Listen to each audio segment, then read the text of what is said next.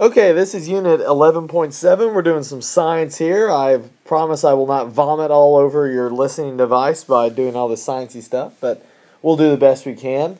Let me just go ahead and be clear up front that at no point will you be, at least for me and for AP Euro, will you be expected to explain scientific processes and how things work.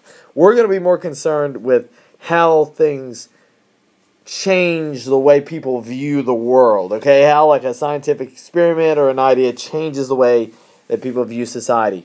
I really don't care about how it changes science or how the thing works, and I'm very ignorant when it comes to that stuff. I'll be honest with you. There's some things that I just don't know, so you go ask your science teacher about some of these things because I have no idea. That said, I do have a little bit of an idea of how these things impact European society and therefore the world, because that's basically our world. So we'll go through this stuff. I'm going to try to make this as quickly as possible. Got quite a bit here, but we'll go through it as fast as we can. Just a brief overview before we get into specific things is that after 1850, which is really a key year that you see a lot of changes going on. There's a little circle thing, 1850. Religion is going to be replaced by science in terms of the authority for life. People are going to trust the cloak or the coat better than the cloth. Okay, that is a change and a fundamental change across society, except for maybe your dying out conservatives and perhaps some of the lower classes, the peasants, and therefore, but your middle class, your working class are now going to start to trust the scientists to explain the world rather than your priest, your preacher, your pastor, what have you. And also, and this is key, one of the reasons why is that people started to discover that the link between science, technology, and quality of life is a very important thing, that we can investigate and discover new things in science and technology, and it helps us live better. And when people see that, they're going to really turn to science and technology more for the explaining force of life rather than religion. No judgment on religion and the way it should play a role, but overall, looking at broad trends in society, we see that science becomes that trusted force. Before getting into the specific scientific inventions, we have to take a look here at the second industrial revolution. And of course, the first industrial revolution concerned textiles and coal and railroads. But this second one's going to be a little different in terms of its focus. And we're going to look at around the year 1880 here when these manufacturing areas really start to take off. The first thing you have is steel production. Okay, steel is going to replace iron as kind of your building block for industrial buildings. In fact, steel becomes so popular that they can build taller buildings, stronger buildings, and that leads to a lot of downtown skyscrapers and really your urban environment that we know and love today. Really not possible in terms of the vision of it, skyscrapers and whatnot, without a strong building block, and that's where steel comes in. Our second thing here is oil, and as we know, oil has a huge part in our world today, but oil is going to be used to power internal combustion engines for factory machines. Kerosene is going to be used for lighting. Oil becomes a big thing, especially down the road with mass automobiles. A little bit on that later. Your third thing is electricity. Okay, electricity, which, you could, Edison, Tesla, there are all sorts of people in the field, but you see cities now beginning to be powered by electricity. In fact, England built its first electric power stations around 1881. So again, that year 1880 playing a big role here is when electricity comes in. And all of these, think about it, all these factories now can be open when? They can be open at night. Now you can power your factories via electricity, shorten working hours, create working shifts. A lot of benefits from that. Finally, you have chemicals becoming more and more popular. Germany in particular is going to be the leader in chemical production, which leads to the production of soaps, dyes, pharmaceuticals, fertilizers, explosives. All sorts of things can be done with chemicals. So again, steel, oil, electricity, chemicals, S-O-E-C. Trying to think of a way that this would be S-E-C-S.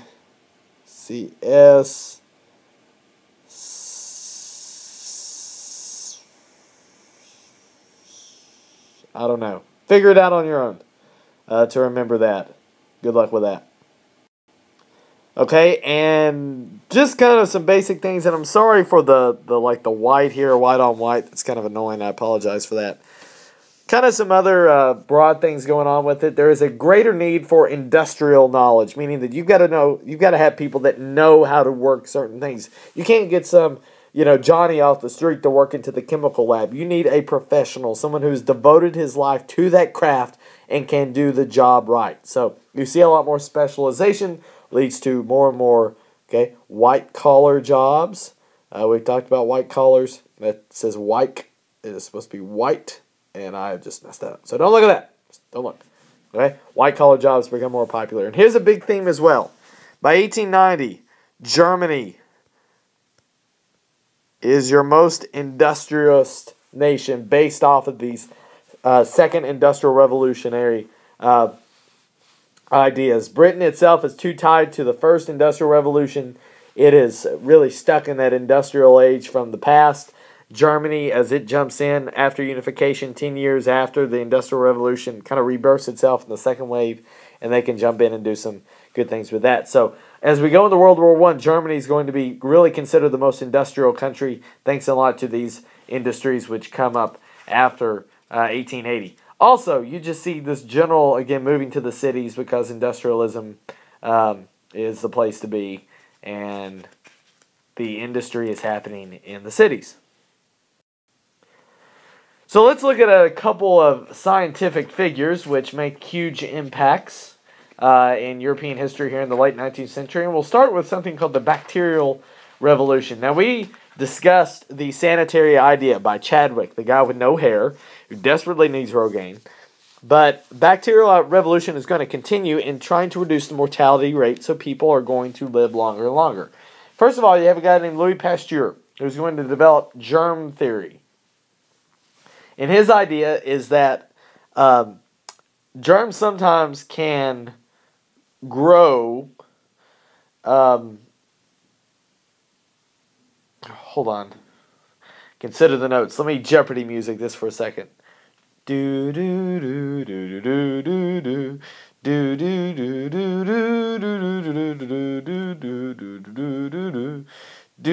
do do do do. Okay, here we go. So beforehand, we talked before. They thought that odors could and bad smells pass diseases. Well, it's these little organisms inside food and water and milk or whatnot that can cause these things to go on. It's these germs, these little bits, building blocks of life, if you will. So Pasteur develops a process in order to kill off those germs, those little bits, in order that we can have safe food, and he calls that the pasteurization. Okay, most well known in milk that you warm it up, you heat it up, kills all the things inside. It's now safe to digest, and you don't poop everywhere when you get food poisoning. It'd be very sad.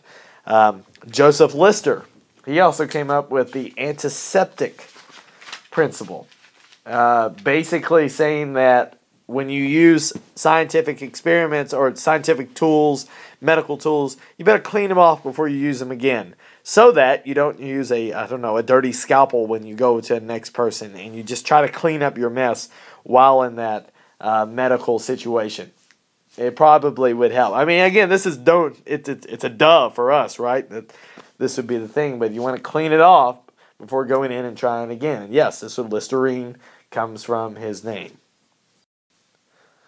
Okay, I think this is Lister. I think it might be Pasteur, but he's like doing sciencey stuff. And my favorite thing I just love this picture because look at his wife back here. That wife's like, dude, you're doing your science again. You haven't taken the dog outside. You haven't set the table.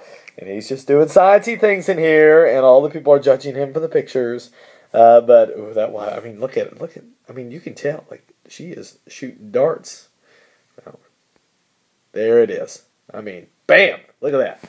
So I hope he does his chores, cause I mean, look at her.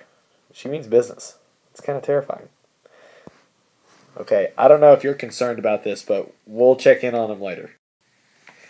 Okay, a couple other sciencey dudes. Dmitri Mendeleev created in 1869 something called the periodic table, which has ruined your life since you started taking chemistry.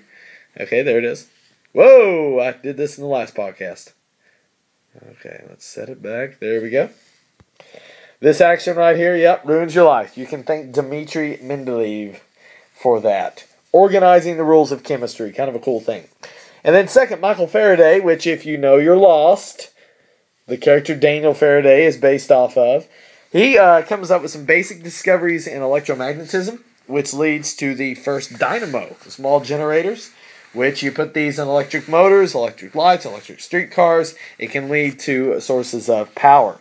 So that is Mendeleev, or excuse me, that's Faraday. Then you have Mendeleev with the periodic table.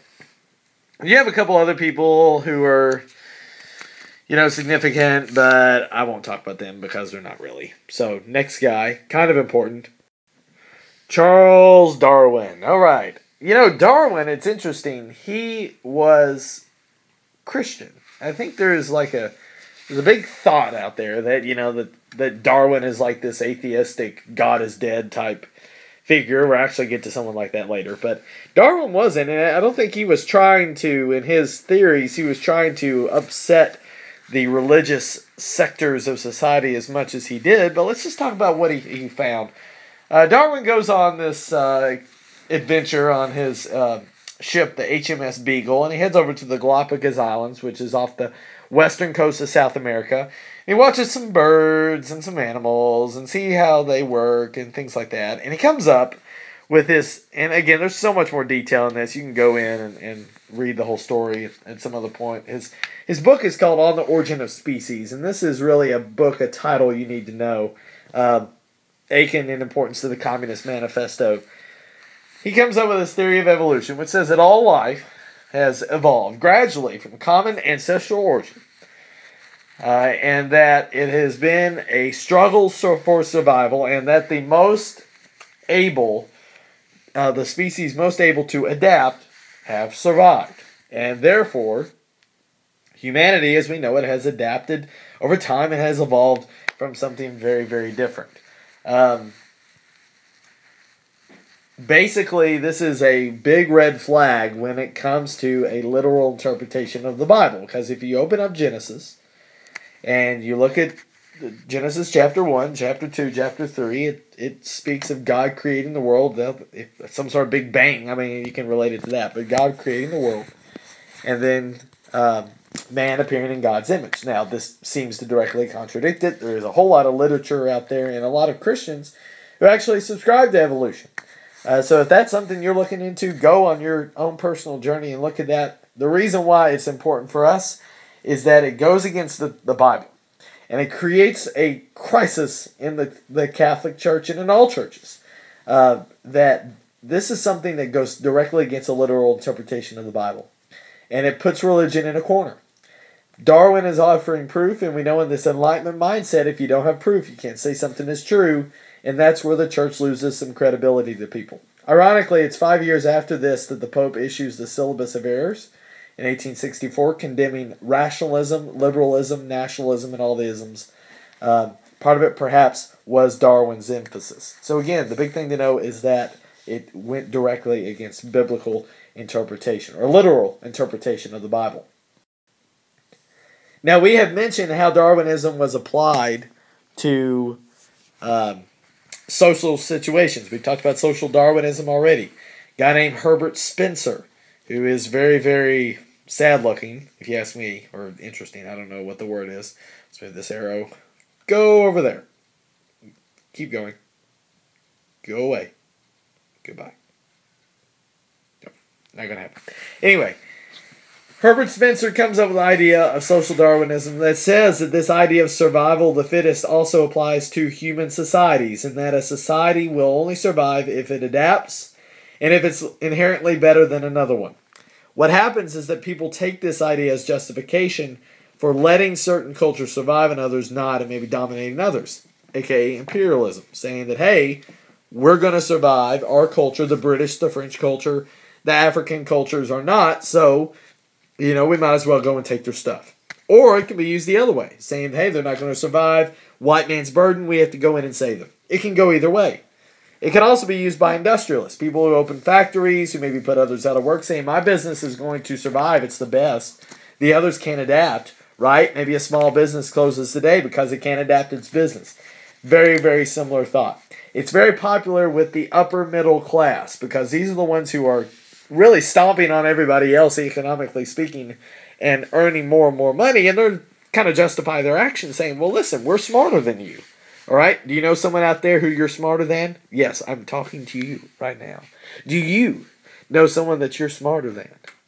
You're like, of course I'm going to do better grades and get those scholarships and go to college, and they're going to, work in some sad place their whole life.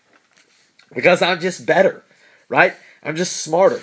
I worked hard. I adapted. It's social Darwinism. And that's a thought that even today, in the United States and across the world, is very, very valid. Much to do with here the late 19th century becoming popular. All right. Now, Sigmund Freud. Well, where do we start with this guy? And by the way, his first name is Sigmund. Kind of similar to Squidward. Well, not really, but whatever. Sigmund Freud is considered one of the three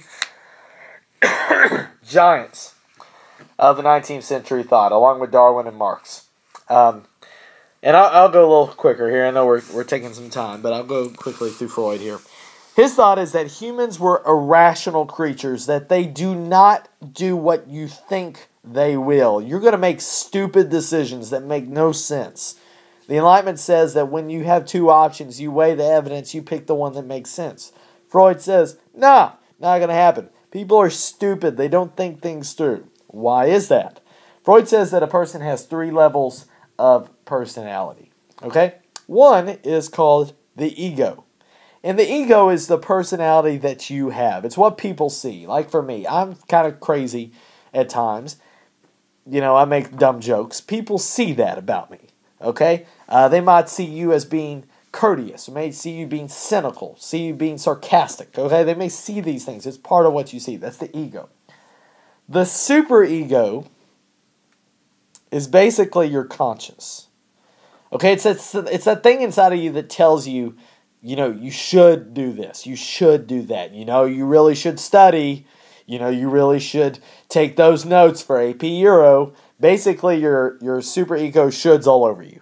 Okay? It's making a huge mess. It just shoulds all over you. And it's really, really sad when you got to clean it up because that conscience can get you in trouble or maybe it can keep you straight. Now, the third part, and this is something that no one sees. It's called your id. ID. And your id is your crazy, impulsive part of you. It's the part that nobody sees. It's your inner motivations and desires that no one really sees, but it can be connected to your ego. It can rise up to become part of the ego, but usually people don't see it. It is impulsive. It can be crazy. It is not subject to reason. It's the big thing that Freud's getting at. All of your impulsive traits. Another thing that Freud would say is that humanity is consumed and obsessed with sex, and that people are just, it's drives many of our motivations. For example, one of Freud's key thoughts is that every boy was in love with his mother and wanted to secretly kill his father. I will leave that exactly how I said it. And that people often, they would repress sexual desires, and that leads to psychological problems, which Freud said you could solve like this. Freud stated that you would able to communicate and kind of work through your problems through psychoanalysis, where a person would come in, talk through their problems, and somebody there, like this man right here, would act as a conduit to try to get those things out of you, unearth the problems, and figure out what's wrong with you. Freud believed that hysteria of his patients, the problem of his patients, originated in unhappy early childhood experiences where they had repressed strong feelings. So some kid kicked you down on the playground. That has ruined your life. I know it's drastic, right? But that's basically what Freud is saying, is that childhood memories have shaped the lens in which you see the world, and that because of that, that experience really forms who you are and what you do. And under either hypnosis or long psychological conversations that you can work through those problems, see what's wrong, and then move past that. Again, this is very idealistic, if you will. I think it's an idea that we are accustomed to. However, late 18th or late 19th century, this is a pretty new idea, the idea of psychoanalysis. So again, that is Freud, Freud. A lot of aspects to him, really understand the personality and that humans can't think straight. They're irrational. Okay, this gets into different kinds of science, which I am not smart enough to understand. There is an aspect of science in the early 20th century now. It's called new physics. And there are a lot of, there are so many things about this that we can get into and go to outside sources. I am not going to be your final authority here. Basically, these three, not just gentlemen, but also Lady Marie Curie, Ernst Rutherford, and Max Planck, really, at the end of the day, what they are doing is that they are saying that there is more to our world than what we see. Now, we've already established with Newton that gravity is a force. However, it was thought that gravity was the main controller of the universe. And that maybe what you saw on the surface, was just that. But now, these guys are going even inside of that. And we're seeing that Rutherford, for example, is finding the atom. He actually split the atom. He described the structure. They're looking at the foundational building blocks of life. Planck goes into quantum theory. Again, I will not go into this. But again, the big thing that this does is it shakes the foundations of 19th century physics that view atoms. Again, this was more Rutherford, and he kind of showed this up a little bit. 19th century viewed atoms as stable and indestructible. Well, as we all know now, we can split an atom, we can blow it up, boom, big explosion. Again, this is where this kind of thinking changes. And then our boy, Albert Einstein. Okay, his first name, in case you didn't know, is Albert.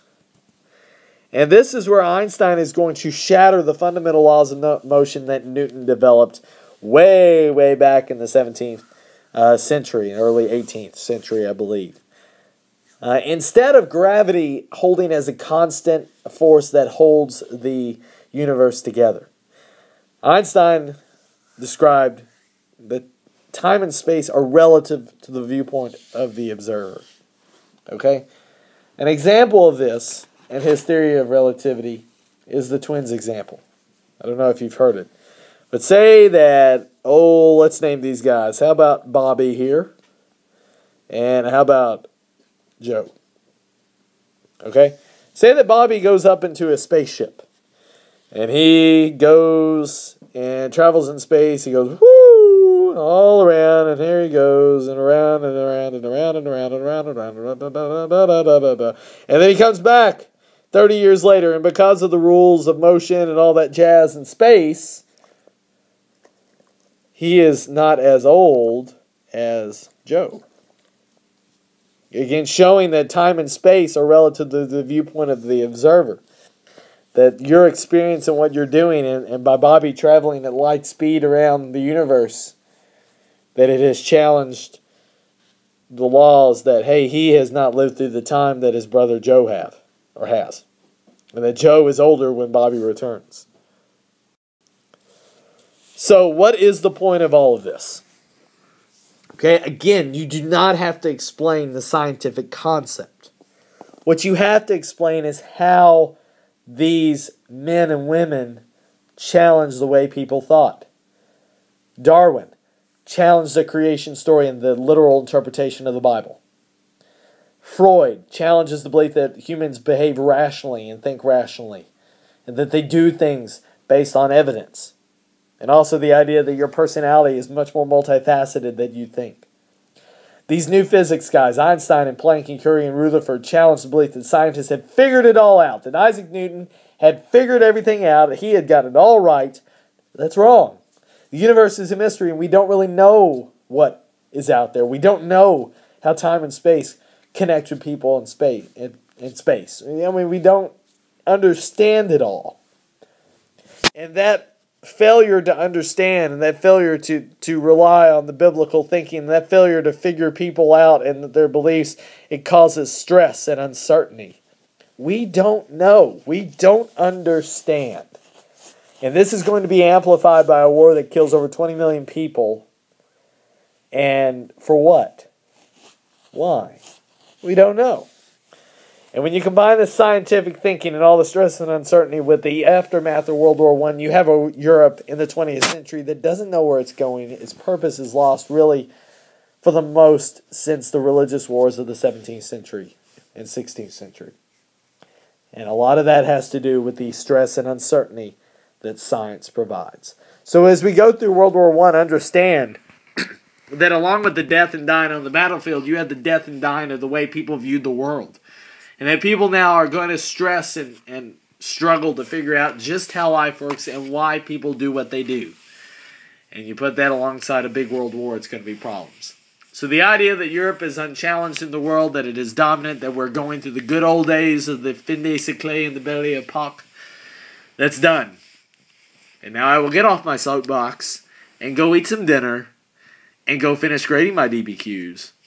And good luck on your test that you have over Unit 10 and 11, and that is all she wrote. Whoever she is.